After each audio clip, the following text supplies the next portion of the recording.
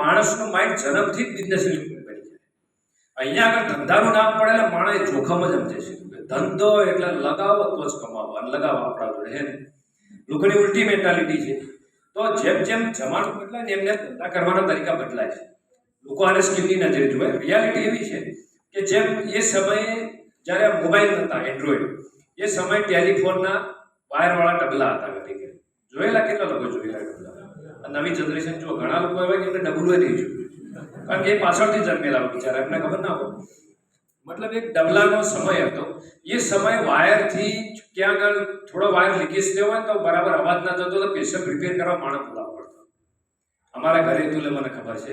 એક સમય એવો હતો, અને એ સમય દરમિયાન લોકો એવું કહેતા હતા કે આવનારો સમય એવો આવશે વગર વાયરે અહીંયા બેઠા બેઠા અમેરિકા બંધ થાય. અને એક સમય એવો બી આવશે, આજે તમે અવાજથી વાત સાંભળો છો, વાત કરો છો, એક સમય એવો આવશે કે એકબીજાના ચહેરા લાઈવ દેખાતા છે, તમે વાત કરતા હશો. તો આવું જે લોકો બોલતા હતા એમને લોકો પાગલ હતા કે આ લોકો વાયર વાળા રોજ જોયેલા ને આવું વળી હોતું છે વગર વાયરે અમેરિકા કેવી રીતે વાયર વગર વાત છે.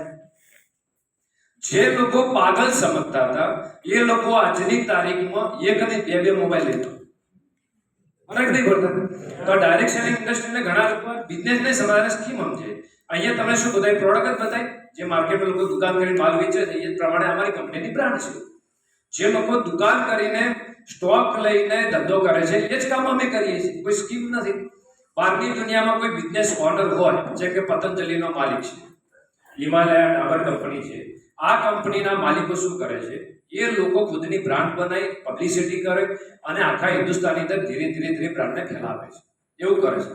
તો આપણા બિઝનેસની અંદર શું છે?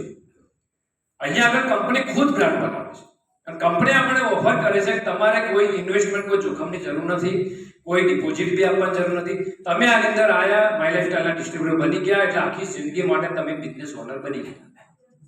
અને તમે કંપની એવું કહે છે મને સાથનો સાથ આપી અને બિઝનેસનું ટર્નઓવર વધારવા માટે મદદ કરશો તો હું તમને બી બિઝનેસના નફાના ભાગીદાર બનાવી દઈશ. આમાં ખોટું શું એ મને બતાવો.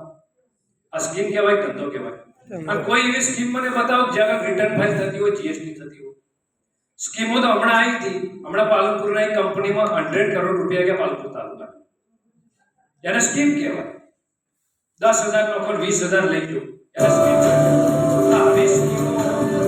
આવી સ્કીમો માર્કેટમાં બહુ ફરે છે. આ સ્કીમ નથી. અમે લાસ્ટ મારે પોણા 11 વર્ષથી ઇન્ડસ્ટ્રીમાં કામ કરું છું અને પોણા 11 વર્ષના અંતે આજની તારીખમાં એક મહિને 7,000 કમાવાળો વ્યક્તિ આજે રોજના 8,000 કમાય છે.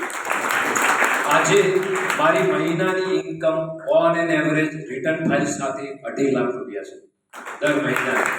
આજની તારીખમાં ગાડીની વાતચીત કરું, સ્ટાર્ટિંગમાં બાઇક લીધું હતું, પછી અલ્ટો ગાડી લીધી, પછી વિટારા બ્રિઝા કાર લીધી 9.5 લાખની. આજની તારીખમાં 12 ગાડી પડી છે, પોણા 23 લાખની ટોયોટોની હાઈ રાઇડર કાર સાથે ફૂલ ટાઈમ લીધી છે. આમ મારી ઓકાત નહીં બતાવતો, હું તમને એવું બતાવવા માંગુ છું કે એક સામાન્ય કક્ષાનો માણસ બહારની દુનિયામાં 6,000માં કમાવાળો, 7,000 કમાવાળો માણસ એ પોણા 23 લાખની ગાડી સુધી પહોંચી શકતો હોય ને તો હિંમત મારામાં નથી, આ બિઝનેસમાં તાકાત છે. યસ કે નો? તમારી જાતને ઇન્વોલ્વ કરો આમાં. તમે તમારી કેપેસિટી ગુમાવી દીધી હોય, આવનારી 7 પેઢી કંઈ ના કર્યું હોય, કઈ 7 પેઢીમાં, પણ આ બિઝનેસ આવનારી 7 પેઢી બદલી શકે એટલી ઓકાત ધરાવે છે. તાકાત આપણામાં હોય. યસ કે નો? તો જેની સાથે જેવી નવરાત્રિઓ આવ્યા છો એની સાથે માઇન્ડ સેટ કરી આજે નવી જિંદગીની શરૂઆત કરો. વિશ્વ જય હિન્દ, જય કૈલાશ.